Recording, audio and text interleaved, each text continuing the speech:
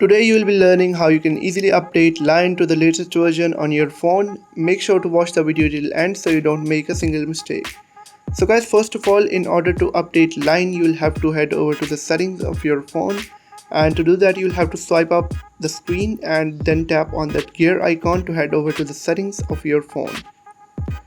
Once you're on this page, you will have to scroll down all the way to head over to the apps section. Then you'll have to tap on apps, and after that you'll have to look for Line app in this list. I will go through all the apps, and after finding Line I will have to tap on it, and then you'll have to navigate to the storage section of Line, and all you will have to do here is to clear the storage.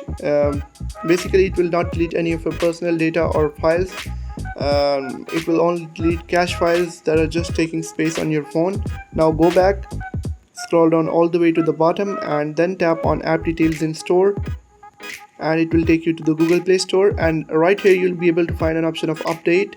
In my case I have already updated it to the latest version, and you'll have to tap on update to update it and get access to all the latest features and updates. And that's all about the video. If this helped you out, hit that subscribe button below. It really supports the channel. Like the video, and if you got stuck anywhere, let me know in the comment section. I'll definitely help you out.